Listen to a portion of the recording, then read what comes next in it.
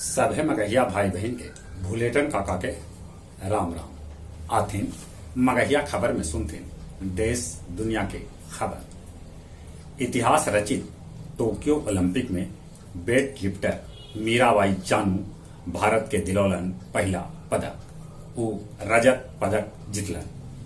49 kilo वर्ग में 202 kilo उठा के 21 बछर बाद वेट लिफ्टिंग में भारत के ओलंपिक में पदक दिलौलन।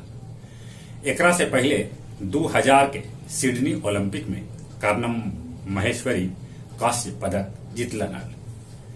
बिहार के मुख्यमंत्री नीतीश कुमार कहलका है कि देश में जातीय जनगणना होवे के चाहिए। पूर्व मुख्यमंत्री जीतनराम मांझी भी ये बात ले हामी भरलन है। बिहार में CISE के रिजल्ट जारी कर देवल गए। 10वां में 99.92% और 12वां में 99.91% छात्र सफल घोषित होलन। पिछलका 24 घंटा में अपन देश में कोरोना संक्रमित के संख्या 39,097 तक पहुंच गया। पिछलका 24 घंटा में कोरोना से मरे वाला के संख्या 546 तक पहुंच गया है। केरल में कोरोना संक्रमण के तीसरका लहर के संकेत भेटा रहा है। पिछलका 24 घंटा में वहां 18,531 कोरोना संक्रमित भेटलन। मुजफ्फरपुर में अविश्वास प्रस्ताव पारित करला के बाद मेयर के कुर्सी छिना गई। झारखंड में सरकार गिरावे के साजिश में 3 लोग पर राजद्रोह के मुकदमा दर्ज कल गए है। महाराष्ट्र के अलावे मध्य प्रदेश और राजस्थान में भी बाढ़ से जनजीवन अस्त व्यस्त है। अवैध शस्त्र के लाइसेंस में दिल्ली से लेके कश्मीर तक CBI कर रहा है छापा। गोपालगंज के कटिया में एगो महिला अपन 4 गो बेटी के तालाब में डुबो देलक, जेकरा में 3 बेटी के मौत के खबर है। मध्य प्रदेश के पन्ना में ठनका गिरे से 6 आदमी के मौत हो गए तो 11 आदमी घायल हो गए। बरली में निर्माणाधीन एगो इमारत लिफ्ट समेत गिर गए, जेकरा में 4 गो मजूर के मौत हो गया। पुलवामा में एगो आतंकी के सेना के जवान ढेर कर दिला।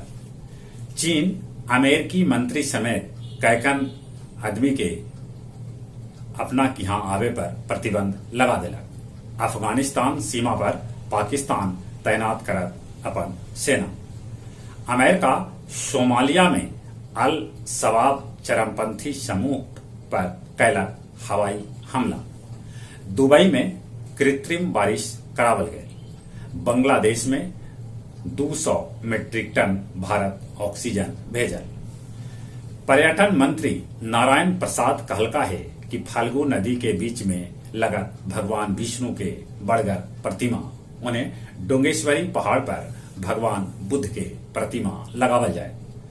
गया जिला हिंदी साहित्य सम्मेलन में काव्य संध्या 367 के आयोजन करल गए, जकर अध्यक्षता सभापति सुरेंद्र सिंह सुरेंद्र और संचालन जनाब खालिद हुसैन परदेसी कैलन।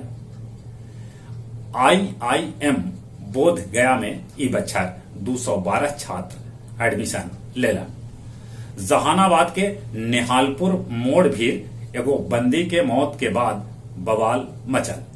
ई बवाल में एगो महिला हवलदार के वाहन के चपेट में आवे से मौत के खबर है। अब कुछ खेल के समाचार।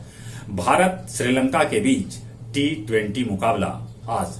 टोक्यो ओलंपिक में 3 गोल्ड 1 ब्रॉन्ज के साथ चीन सबला ऊपरे।